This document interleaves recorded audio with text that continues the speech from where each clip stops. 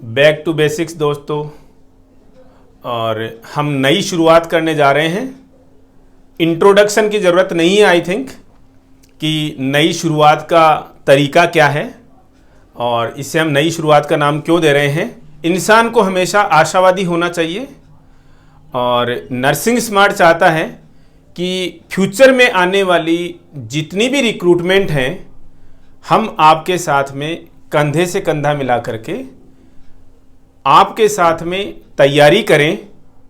उसका मीनिंग यही है कि आपको तैयारी कराएं और बेहतर तैयारी कराएं, बेहतर प्रोडक्ट के साथ में आपको तैयारी कराएं। तो चलिए शुरू करते हैं। देख सकते हैं आप स्क्रीन पर सिंपली लिखा है हमने ह्यूमन बॉडी एंड इंट्रोडक्शन। हम शुरुआत करेंगे मेडिकल साइंसेज के, जो कि सेम नर्सिंग साइंसेज में भी दो बेसिक सब्जेक्ट्स जो आते हैं उनसे, और सब्जेक्ट्स के नाम है अनाटमी एंड फिजियोलॉजी। सिंस हम कंपटीशंस की तैयारी कर रहे हैं, कोई नहीं पूछने वाला आपको कि अनाटमी की डेफिनेशन क्या होती है, फिजियोलॉजी किसको बोलते हैं, लेकिन बेसिक चीजें आपको पता होनी चाहिए। जब आप एक नर्सिंग के मार्केट में हैं और आपको कोई रास्ते चलते भी पूछे कि what is anatomy, what is physiology, आपको उसका मीनिंग अच्छे से पता होना चाहिए।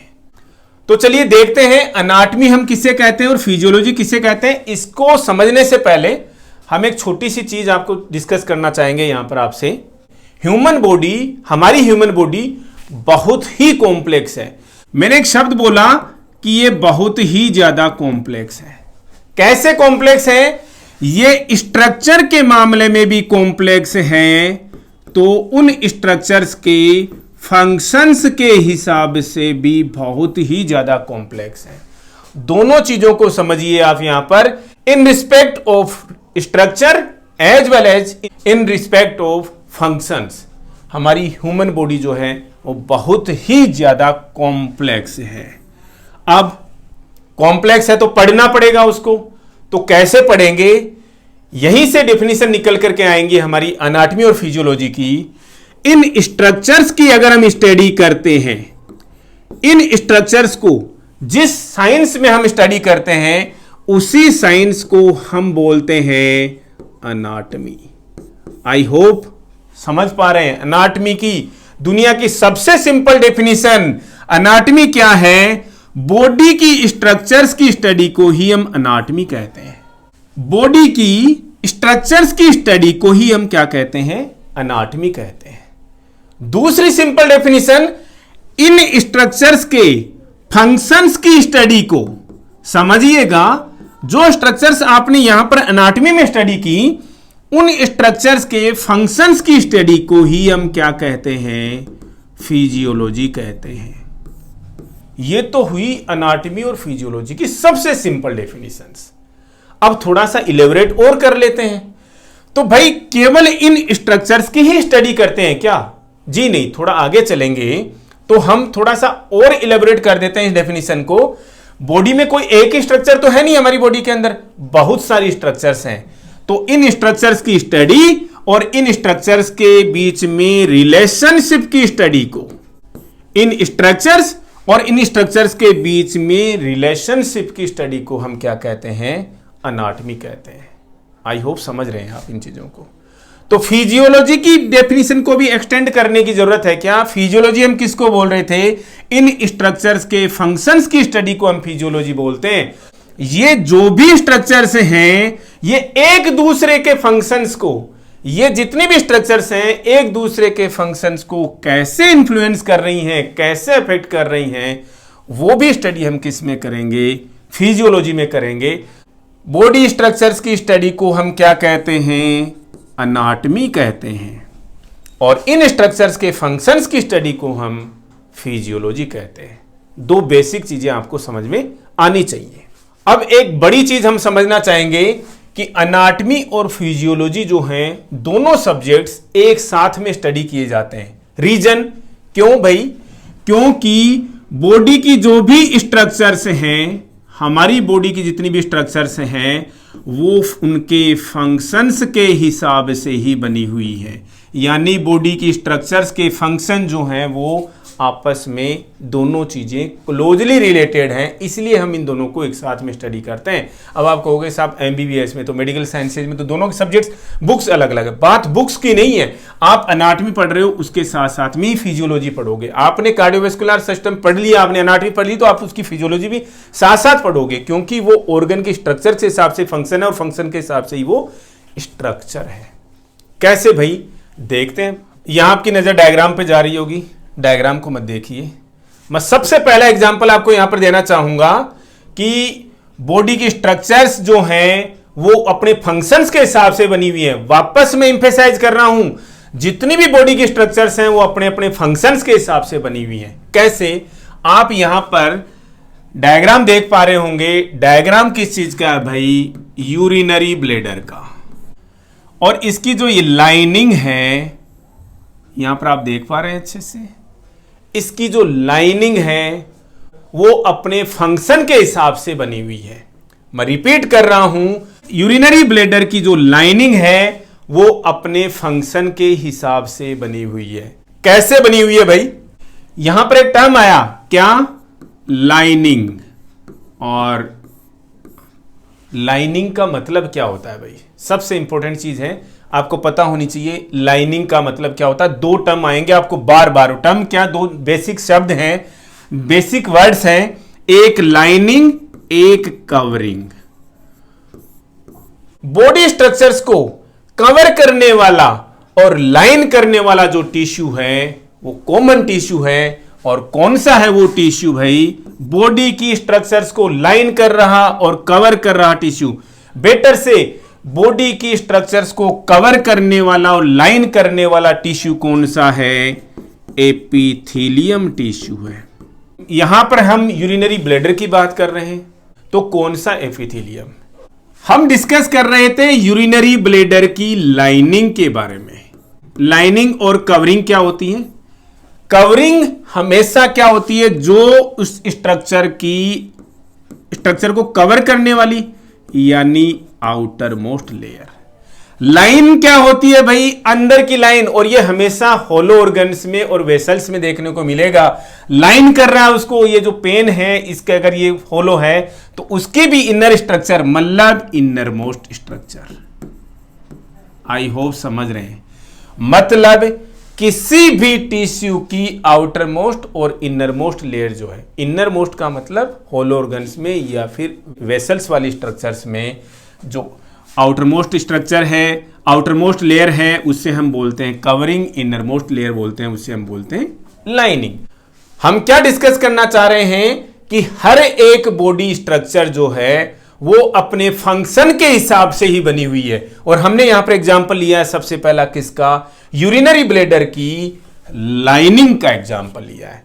तो देखते हैं यूरिनरी ब्लैडर की लाइनिंग जो है वो अपने फंक्शन के हिसाब से कैसे बनी हुई है, किस टिश्यू से बनी हुई है।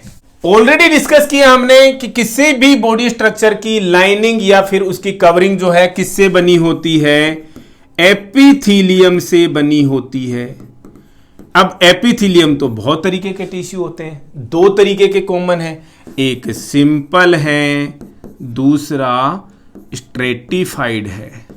हम ज्यादा इन्हें डिटेल में पढ़ेंगे टिश्यू के सेशन में। यहां पर देखें कि एपिथेलियम जो है वो सिंपल और स्ट्रेटिफाइड दो तरीके से। अब आप देखिए, सबसे पहले यूरिनरी ब्लैडर पे आइए। यूरिनरी ब्लैडर का फंक्शन क्या भाई? यूरिन को स्टोर करना। लेकिन इसकी जो लाइनिंग है, यूरिनरी ब्लैडर की जो लाइनिंग है, इसकी वॉल की बजाय में ज्यादा थिक है। क्यों है? क्योंकि उसे यूरिन को अपने आप के अंदर रिटेन रखना है ताकि वो एस्केप करके पेल्विक कैविटी में नहीं चला जाए। समझ रहे हैं? आई रिपीट, यूरिनरी ब्लैडर की जो लाइनिंग है वो इसकी वॉल की बजाय में ज्यादा थिक होती है। रीजन, ताकि यूरिन को स्टोर कर सके, रिटेन कर सके और यूरिन एस्केप होकर के पेल्विक कैविटी में नहीं चला जाए। तो लाइनिंग किसकी बनी होती है? एपिथेलियम की बनी होती है। एपिथेलियम में भी किसकी बनी होती है भाई? स्ट्रेटिफाइड एपिथेलियम की बनी होती है। ट्रांजिशनल एपिथेलियम होता है। और ये एग्जाम्स का रिपीटेड क्वेश्चन है, यूरिनरी ब्लैडर की लाइनिंग जो है वो किससे बनी होती है? ट्रांजिशनल एपिथेलियम से बनी होती है। ट्रांजिशनल एपिथेलियम कौन से ऑर्गन में पाया जाता है, कौन सी स्ट्रक्चर्स में पाया जाता है? यूरिनरी ब्लैडर में पाया जाता है। आप पीछे के पेपर्स उठा के देखिए, आपको 10 में से 5 पेपर्स में ये क्वेश्चन आपको मिल जाएगा कि यूरिनरी ब्लैडर की लाइनिंग किससे बनी हुई है? ट्रांजिशनल एपिथेलियम से। या फिर इसके उलट ट्रांजिशनल एपिथेलियम कौन से ऑर्गन में पाया जाता है? यूरिनरी ब्लैडर में। क्लियर है? हमने यहां पर इतनी राम कहानी क्यों गाई? क्योंकि यूरिनरी ब्लैडर का जो फंक्शन के हिसाब से उसकी स्ट्रक्चर है, यूरिनरी ब्लैडर को देखिए फंक्शन के हिसाब से स्ट्रक्चर हो गई यहां पर। मतलब क्यों? फंक्शन था यूरिन को रिटेन करना, यूरिन को स्टोर करना ताकि वो बाहर ना निकल जाए। तो क्या चाहिए भैया? मजबूत चीज चाहिए। और मजबूत भी कैसी? जो कि स्ट्रेच हो सके। क्या हो सके भाई? स्ट्रेच हो सके। This is why urinary bladder की लाइनिंग जो है वो ट्रांजिशनल एपिथेलियम से बनी होती है अपने फंक्शन के हिसाब से। और भी एग्जांपल्स देखेंगे अभी हम। इमेज से ही देख पा रहे हैं आप, ये क्या चीज है भाई? Air sacs. एयर सैक्स को और आप क्या बोलते हैं? एल्वियोलाई। कहां होती है भाई? लंग्स के अंदर है। काम क्या है भाई इनका? एल्वियोलाई का काम क्या है? यही तो गैसेस एक्सचेंज में, यही गैसेज के एक्सचेंज में हेल्प करती हैं। गैसेज कौन सी भाई? 2 ही गैसेज हैं जिनका एक्सचेंज होता है। कौन कौन सी? Oxygen and carbon dioxide. ठीक है, ऑक्सीजन को अंदर लेना, कार्बन डाइऑक्साइड को बाहर एक्सहेल कर देना। किसके थ्रू होता है? एल्वियोलाई के थ्रू होता है। क्यों डिस्कस कर रहे हैं हम यहां पर? अगेन उसकी स्ट्रक्चर और फंक्शन के लिए डिस्कस कर रहे हैं कि एल्वियोलाई की जो स्ट्रक्चर है उसके फंक्शन के हिसाब से है, ना कि उसका फंक्शन उसके स्ट्रक्चर के हिसाब से। उसकी जो स्ट्रक्चर है वो उसके फंक्शन के हिसाब से है। कैसे भाई? एल्वियोलाई क्या काम कर रही थी? गैसेज का एक्सचेंज कर रही है। गैसेज का एक्सचेंज वेट तो कर नहीं सकते इंडियन रेलवे की तरह से, फटाफट होना चाहिए, तुरंत प्रभाव से होना चाहिए। तुरंत प्रभाव से होना चाहिए तो एल्वियोलाई जो है वो ऐसे टिश्यू से बनी हो, ऐसे सिंपल से सिंपल टिश्यू से बनी हो जो कि इनके एक्सचेंज में कोई बाधा न डाले, कोई बैरियर ना बने। तो कौन सा टिश्यू हो सकता है भाई? कर क्या रहे हैं? गैसेज का एक्सचेंज किससे होता है भाई? डिफ्यूजन के प्रोसेस से होता है। और ट्रांसपोर्टेशन में हम पढ़ेंगे, बहुत डिटेल में पढ़ेंगे डिफ्यूजन क्या होता है। डिफ्यूजन के प्रोसेस से होता है गैसेज का एक्सचेंज। और ये किस टिश्यू के थ्रू होता है? तो किसके थ्रू हो रहा है? एल्वियोलाई के थ्रू हो रहा है। एल्वियोलाई किससे बनी हुई होती है? अगेन एपिथेलियम से बनी होती है। अगर हम यूरिनरी ब्लैडर से कंपेयर करें कि इसकी एपिथेलियम भी यूरिनरी ब्लैडर की लाइनिंग की तरह से ही स्ट्रेटिफाइड एपिथेलियम से हो, स्ट्रेटिफाइड का मतलब है मल्टीपल लेयर्स हो सेल्स की, अगर उससे बनी हुई हो तो क्या होगा? ऑक्सीजन और कार्बन डाइऑक्साइड के ट्रांसपोर्टेशन, ऑक्सीजन और कार्बन डाइऑक्साइड के एक्सचेंज में टाइम लगेगा तो बॉडी की सेल्स जो हैं, बॉडी के टिश्यूज इतना वेट नहीं कर सकते। इसका मतलब ये एपिथेलियम कौन सा होगा भाई? सिंपल का मतलब single layer of the cells. Single layer किसकी? सेल्स की। Single layer of the cells. Stratified का मतलब क्या था? शायद हमने डिस्कस नहीं किया। स्ट्रेटिफाइड का मतलब क्या था? Multiple layers of the cells. समझ पा रहे हैं आप ये? ठीक है। और ये मल्टीपल लेयर्स से, अगर मल्टीपल लेयर्स स्ट्रेटिफाइड एपिथेलियम की अगर ये एल्वियोलाई बनी होती तो गैसेज का एक्सचेंज कितना मुश्किल हो जाता, कितना डिलेड हो जाता। फटाफट करना है तो सिंपल एपिथेलियम से बनी होती है। सिंपल अगेन 3 तरीके का होता है भाई, सिंपल, स्क्वेमस, क्यूबोइडल और कोलमनार। तो ये सिंपल स्क्वेमस एपिथेलियम से बनी होती है और वो टिश्यू है जो वियर एंड टियर में हेल्प करता है और दूसरा डिफ्यूजन में हेल्प करता है। डिटेल में पढ़ेंगे हम इन चीजों को टिश्यू में, लेकिन हम आपको यहां पर केवल एक चीज बता देना चाह रहे हैं कि बॉडी की स्ट्रक्चर्स जो हैं वो अपने फंक्शन के हिसाब से हैं। एल्वियोलाई जो है उसका फंक्शन क्या है? गैसेज का एक्सचेंज कराना। तो गैसेज का एक्सचेंज कराने के लिए आपको सिंपल टिश्यू से, सिंपल एपिथेलियम से वो स्ट्रक्चर बनानी होगी। तो सिंपल स्क्वेमस एपिथेलियम से बनी होती है क्या? एल्वियोलाई। नेक्स्ट एग्जांपल देखते हैं। दो कंपैरिजन हम आपको इस साथ में डिस्कस करना चाहेंगे यहां पर। एक चीज है जॉइंट्स ऑफ फिंगर्स, दूसरा है जॉइंट्स ऑफ, जो इमेज में दिखा रखा है, स्कल। सबसे पहले फिंगर्स के जॉइंट्स की बात करते हैं।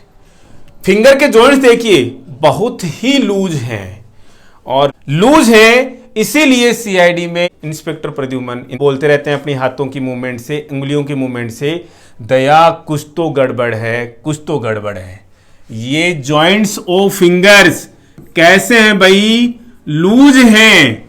अगर स्कल की तरह से कैसे होते, जो स्कल के जॉइंट्स को हम क्या बोलते हैं भाई? सूचर्स बोलते हैं। इनकी तरह से क्लोजली पैक्ड होते तो क्या वो मूवमेंट पॉसिबल थी क्या, जो इंस्पेक्टर प्रद्युमन सीआईडी में आराम से करते रहते हैं दया को बोलने के लिए कि दया कुछ तो गड़बड़ है, हालांकि दया को भी पता है कि कुछ गड़बड़ है। ठीक है, इसका मतलब हम क्या कहना चाह रहे हैं? फिंगर के जो जॉइंट्स हैं वो वैरायटी ऑफ मूवमेंट्स के लिए हैं, जबकि स्कल के जो जॉइंट्स हैं वो रिजिड केस बना रहे हैं। इसके सूचर्स जो हैं क्लोजली पैक्ड हैं और रिजिड केस बना रहे हैं। किस लिए भाई? बॉडी के बहुत ही इंपॉर्टेंट और वाइटल ऑर्गन ब्रेन को प्रोटेक्ट करने के लिए। इसका मतलब स्कल को काम क्या दिया था भाई? कि ब्रेन को प्रोटेक्ट करना है, इसलिए उसने अपने जॉइंट्स ऐसे बनाए। और फिंगर्स के जॉइंट्स किस लिए हैं, लूज क्यों हैं? ताकि इंस्पेक्टर प्रद्युमन दया को बार बार बता सकें, ऐसे बोलते हुए शायद ये मैं ठीक से नहीं कर पा रहा हूं, कि दया कुछ तो गड़बड़ है। समझ पा रहे हैं आप? वैरायटी ऑफ मूवमेंट्स के लिए, ताकि आप किसी को धमकी भी दे सकें, ताकि आप किसी को ऐसा भी बता सकें कि सीधी अंगुली से घी नहीं निकल रहा तो अंगुली टेढ़ी करनी पड़ेगी। किसकी वजह से कर पा रहे हो आप? जॉइंट्स ऑफ फिंगर्स की वजह से कर पा रहे हो आप। हम बार बार बोले जा रहे हैं inspector Pradyuman, inspector Pradyuman, ACP Pradyuman. ठीक है, करेक्ट कर दिया हमने यहीं पर ही। अब हम यहां पर एक बहुत ही इंपॉर्टेंट टर्म डिस्कस करेंगे आपसे, होम्योस्टेसिस। होम्योस्टेसिस का सिंपल सा मीनिंग क्या है भाई? होम्योस्टेसिस का सबसे सिंपल मीनिंग, और दोस्तों मैं बार बार आपको एक चीज बताऊंगा छोटी सी, क्या आप जितना चीजों को सिंप्लीफाई करके पढ़ेंगे वो उतनी ही ज्यादा लॉन्ग लास्टिंग होगी और आप उतने ही बेहतर तरीके से चीजों को समझ पाएंगे। तो होम्योस्टेसिस की सबसे सिंपल डेफिनेशन क्या है? State of balance. अब आप कहोगे कि साहब ये स्टेट ऑफ बैलेंस, किसकी स्टेट ऑफ बैलेंस?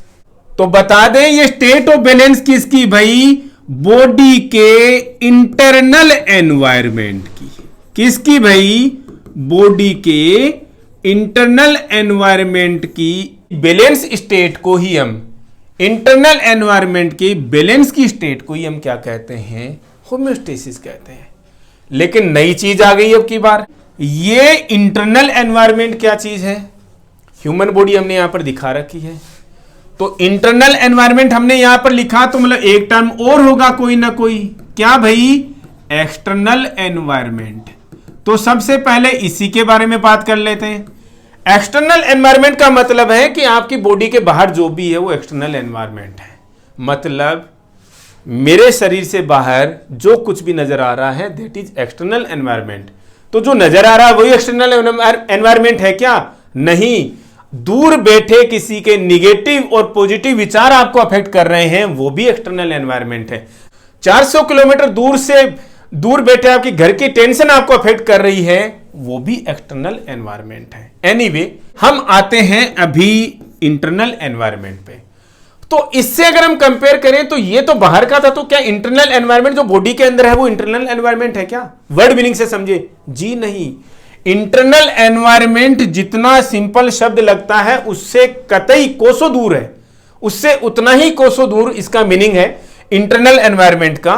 तो इंटरनल एनवायरनमेंट को समझने के लिए हम थोड़ा सा आगे नहीं बहुत आगे चलेंगे और आएंगे वापस इसी पे कि बॉडी का इंटरनल एनवायरनमेंट, इसकी खोज करके, इसको समझ करके कि बॉडी का इंटरनल एनवायरनमेंट एक्चुअल में चीज क्या है।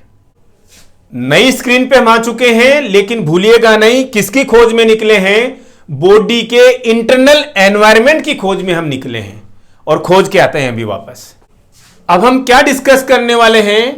Total body water. खोज में किसकी में है? इंटरनल एनवायरनमेंट की खोज में हैं, लेकिन टॉपिक पे नए आ गए हैं टोटल बॉडी वाटर या टोटल बॉडी फ्लूइड। खोज के लाते हैं यहां से कि इंटरनल एनवायरनमेंट क्या होता है। भाई टोटल बॉडी वाटर या टोटल बॉडी फ्लूइड क्या होता है? किसी भी पर्सन में अगर आप देखें किसी पर्सन का बॉडी वेट, अगर किसी पर्सन का 70 केजी है, मान लीजिए एग्जांपल लिया हमने, किसी पर्सन का बॉडी वेट है 70 किलोग्राम, उस पर्सन में टोटल बॉडी वाटर या टोटल बॉडी फ्लूइड जो है वो कितना होगा? सिंपल है, क्वेश्चंस आते हैं यहां से एग्जाम्स के अंदर, समझ लीजिएगा आज यहीं पर ही। टोटल बॉडी वाटर, मैं इसको लिख दूं भाई, total body water TBW। Orthopaedic surgeries में टोटल TBW का मतलब होता है टेंशन बैंड वायरिंग, ठीक है, वो नहीं है यहां पर। तो क्या है ये? टोटल बॉडी वाटर, या फिर इसको आप क्या कह सकते हैं, ये स्टैंडर्ड एब्रिविएशंस नहीं है, टोटल बॉडी फ्लूइड, लेकिन लिख रहे हैं हम यहां पर, ठीक है। कितना होता है भाई? 60% ऑफ बॉडी वेट। हम थोड़ा थोड़ा मैथमेटिक्स को भी सिंपल करने की कोशिश करेंगे यहां पर कि कैसे निकालना ये 60% ऑफ बॉडी वेट। एग्जाम्पल आपने दिया है यहां पर बॉडी वेट का, क्या भाई 70 किलोग्राम का पर्सन है, उसमें टोटल बॉडी वाटर या टोटल बॉडी फ्लूइड कितना होगा? देखते हैं, पता है अगर कोई परसेंटेज में आपसे पूछ रहा है तो 60%, वेट दे दिया फिर आपसे लीटर में पूछ रहा है तो कितना होगा? इसी के थ्रू चलिएगा, एक भी शब्द अलग से नहीं लिखेंगे हम। क्या लिखा है यहां पर? 60। ये क्या है भाई? किसका सिंबल है? परसेंट का। पर सेंट का मतलब 100 होता है। 60% पर का मतलब अपॉन, सेंट का मतलब 100, ऑफ का मतलब मैथमेटिक्स में मल्टीप्लाई, और बॉडी वेट कितना है भाई यहां पर? 70 केजी। कुछ लिखा क्या हमने अपनी तरफ से एक्स्ट्रा? कुछ भी नहीं लिखा। और 70 किलोग्राम के पर्सन में कितना टोटल बॉडी वाटर है भाई? 6-7-42। यूनिट क्या है भाई?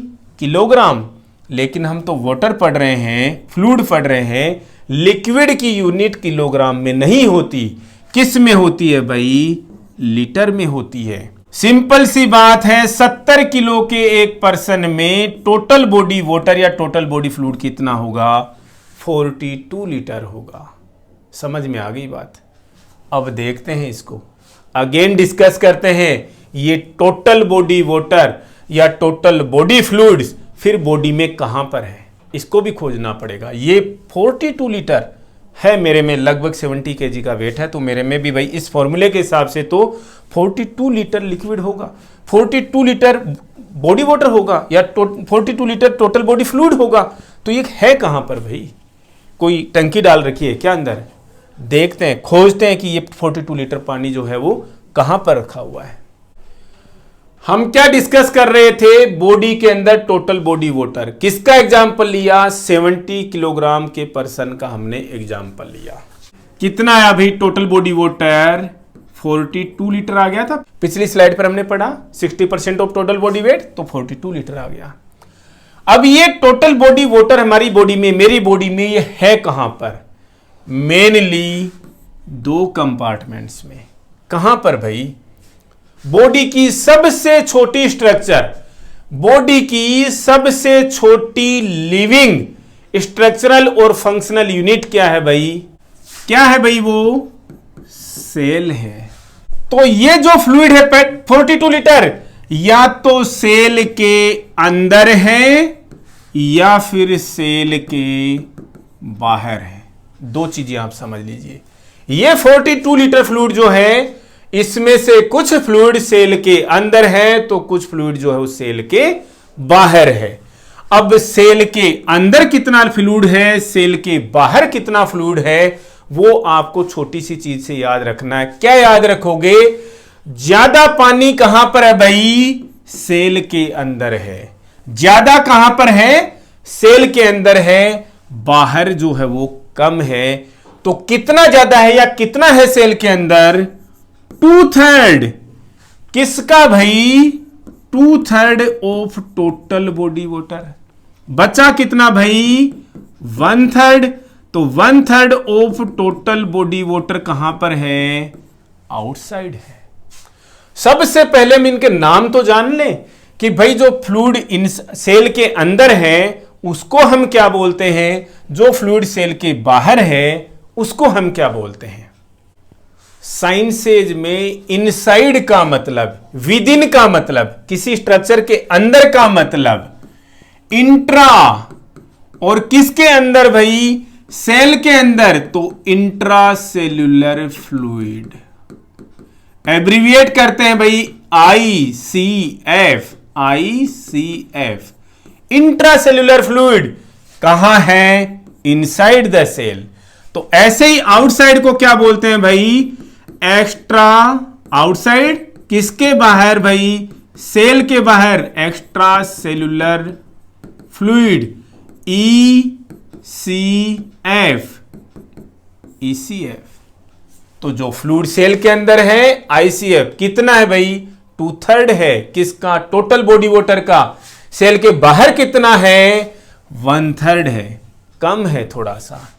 टोटल बॉडी वाटर कितना था भाई हमारे पास में 70 kg वेट के पर्सन के लिए, 42 लीटर। तो 2/3 ऑफ मतलब इनटू 42 लीटर। ECF कितना है, 1/3, किसका भाई, 42 लीटर का, टोटल का। 2/3 कितना आया भाई, 14, 28 लीटर। ये कितना आया भाई, 14 लीटर। इसका मतलब 70 kg वेट के पर्सन में टोटल बॉडी वाटर 42 लीटर है। वो दो कंपार्टमेंट्स में है, एक ICF में है, एक ECF में है। ICF ज्यादा है, हमेशा समझ लेना, 2/3 है, और 2/3 कितना हो गया भाई, 28 लीटर हो गया। और ये कितना हो गया भाई, 14 हो गया, जो कि 1/3 है। समझ रहे हैं आप चीज को। अब एग्जाम्स में कई बार क्वेश्चन आपको डायरेक्टली एक अलग तरीके से भी पूछ सकता है। क्या भाई, हमने पढ़ा था कि भाई टोटल बॉडी वाटर तो कितना है भाई, 60% ऑफ बॉडी वेट। आपसे कोई पूछ ले भाई ICF कितना है भाई, ICF आपने बोला 2/3 ऑफ TBW, लेकिन आपसे पूछा ही नहीं इसने, तो TBW का टोटल बॉडी वाटर का नाम नहीं दिया इसने, डायरेक्टली वेट से रिलेट करा लिया आपने। तो निकाल लेते हैं कितना परसेंट है। ये देखो 70 kg वेट के पर्सन में ICF कितना मिला आपको, 28। कितने में से भाई, वेट कितना उसका, 70 kg, परसेंटेज निकाल लीजिए। ये एक तरीके से ऐसे समझ लीजिए कि 70 नंबर के पेपर में से 28 नंबर किसी को मिले हैं, तो उसका परसेंटेज क्या होगा, उसका परसेंटेज क्या होगा भाई, 40%।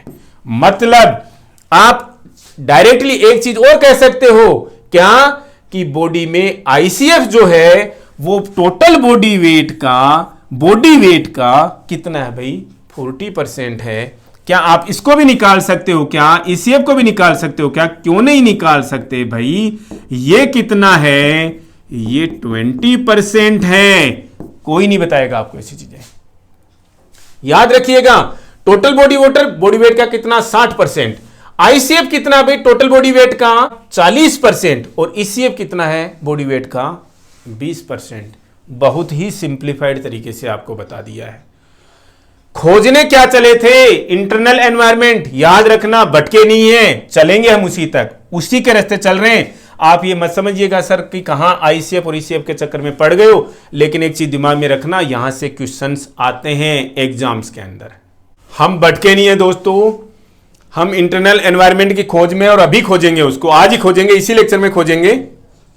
टोटल बॉडी वाटर दो कंपार्टमेंट्स में है, एक सेल के अंदर है, एक सेल के बाहर है। सेल के अंदर वाले को हमने ICF बोल दिया, सेल के बाहर वाले को ECF बोल दिया। सेल के अंदर जो फ्लूइड है वो अंदर ही है भाई। फिर न्यूक्लियस के अंदर कितना है, सेल के अंदर कितना है वो नहीं देखते, न्यूक्लियस से बाहर कितना है वो नहीं देखा जाता। अब ECF के अगेन दो कंपार्टमेंट्स हैं, ठीक है, और वो देखिएगा कैसे है।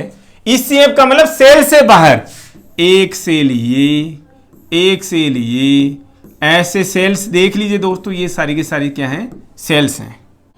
इन सेल्स के बाहर जो फ्लूइड है, दिखा रहा हूं मैं यहां पर, सेल्स के बीच में जो फ्लूइड है वो कौन सा ECF है, तो ECF ही, भाई ग्रेटरली तो हम उसको क्या बोलेंगे, ECF बोलेंगे, लेकिन किस तरीके का ECF है, सेल्स के बीच में जो ECF है उसको हम क्या बोलते हैं, इंटरस्टिशियल फ्लूइड। क्या बोलते हैं भाई, इंटरस्टिशियल फ्लूइड। किसको बोलते हैं, जो फ्लूइड सेल्स के बीच में है, जो फ्लूइड सेल्स के बीच में है उसको हम बोलते हैं इंटरस्टिशियल फ्लूइड। हमारी खोज पूरी हो चुकी है दोस्तों, यही है वो जिसे हम खोजने चले थे। कौन भाई, कौन है भाई ये, बॉडी का इंटरनल एनवायरनमेंट। खोज चुके हैं हम इसे, बॉडी का इंटरनल एनवायरनमेंट किसको बोलते हैं भाई, इंटरस्टिशियल फ्लूइड। काफी लोग बोल देते हैं बॉडी का इंटरनल एनवायरनमेंट क्या है, ECF। रॉन्ग। पर्टिकुलर क्या है, इंटरस्टिशियल फ्लूइड जो है वही बॉडी का इंटरनल एनवायरनमेंट है। इसमें चेंजेज आने का मतलब है बॉडी की रेगुलेटरी रिएक्शंस जो हैं वो एक्टिव होंगी और होम्योस्टेसिस के थ्रू इसके लेवल को मेंटेन करेंगी। इंटरनल एनवायरनमेंट बॉडी का कौन, इंटरस्टिशियल फ्लूइड, और इसी के बैलेंस की स्टेट को, इसी के बैलेंस की स्टेट को हम क्या बोलते हैं, होम्योस्टेसिस बोलते हैं। आई थिंक आपको अब होम्योस्टेसिस की डेफिनेशन अब क्लियर हो गई है। लेटर ऑन अभी हम डिस्कस करेंगे एग्जांपल्स में कि इंटरस्टिशियल फ्लूइड जो है वो किस तरीके से इसकी स्टेट जो है वो कैसे मेंटेन की जाती है, यानी कि इंटरस्टिशियल फ्लूइड की बैलेंस की स्टेट जो है वो कैसे मेंटेन की जाती है, होम्योस्टेसिस कैसे मेंटेन करता है। लेकिन जब हम पढ़ रहे थे कि ये 60% है, इसका 2/3 ये है, 1/3 ये है, तो ये इंटरस्टिशियल फ्लूइड जो है वो कितना है, अगेन ये ज्यादा है, और कितना है भाई, ये 3/4 है। अगर हमने एग्जांपल लिया था 70 kg वेट के पर्सन में टोटल बॉडी वेटर 42 लीटर था, इसमें से ICF कितना था, 28 लीटर था, ECF जो 14 लीटर था। अब इंटरस्टिशियल फ्लूइड कितना है भाई, 3/4 ऑफ 14 लीटर। कितना है, 3/4 ऑफ 14 लीटर, कितना हो जाएगा भाई, कितना आएगा भाई, 10.5 लीटर। क्या होता है, सेल्स के बीच में होता है, और इसी फ्लूइड को हम बोलते हैं इंटरस्टिशियल फ्लूइड। दूसरे तरीके का फ्लूइड कौन सा है, ECF। सिंपली समझ लीजिएगा, जो फ्लूइड वेसल्स के अंदर है उसे हम क्या बोलेंगे, इंट्रावेस्कुलर फ्लूइड। आई होप समझ में आ रहा है, जो हमारी वेसल्स में बह रहा है, कौन सी वेसल्स में, चाहे आर्टरी हो, वेन हो, या फिर लिम्फेटिक सिस्टम में हो, उस सारे फ्लूइड को हम क्या बोलते हैं भाई, इंट्रावेस्कुलर फ्लूइड बोलते हैं। और ये कितना हुआ भाई, 1/4 किसका, ECF का, कितना हो गया, 3.5 लीटर हो गया। आप बोलोगे कि साहब 70 kg वेट के पर्सन में तो जो ब्लड जो है वही हो जाता है 5.5 लीटर के करीब, तो फिर ये 3.5 लीटर ही कैसे आया ये यहाँ पर इंट्रावेस्कुलर, ये तो और भी ज्यादा होना चाहिए था। लिम्फेटिक सिस्टम का भी आपने इंक्लूड कर लिया। ये इसलिए है ब्लड जो है ब्लड सेल्स से बना हुआ है और सेल्स का फ्लूइड इसमें इंक्लूड नहीं है। समझ रहे हैं, छोटी छोटी चीजें हैं, हर जगह देखने को नहीं मिलेंगी आपको। हमने ECF को अगेन डिवाइड किया किस में, एक फ्लूइड जो सेल्स के बीच में है जिसे हम इंटरस्टिशियल फ्लूइड कहते हैं, और यही फ्लूइड जो है वो बॉडी का इंटरनल एनवायरनमेंट है और इसी के बैलेंस की स्टेट को हम होम्योस्टेसिस कहते हैं। दूसरा फ्लूइड ECF जो है वो कहां पर है भाई, इंट्रावेस्कुलर वेसल्स में है, जो चाहे लिम्फेटिक सिस्टम में हो या कार्डियोवेस्कुलर सिस्टम में हो, ब्लड की फॉर्म में हो, उससे हम बोलते हैं इंट्रावेस्कुलर फ्लूइड।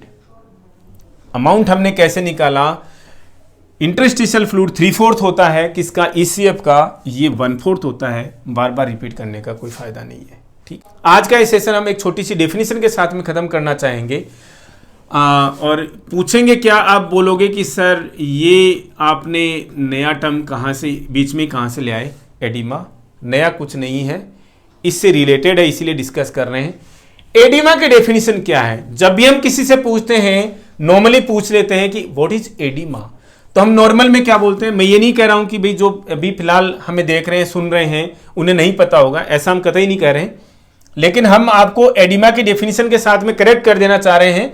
नॉर्मली हम क्या कह देते हैं भाई, एक्सेस ऑफ फ्लूइड, यही बोलते हैं ना, एक्सेस ऑफ फ्लूइड एडिमा है।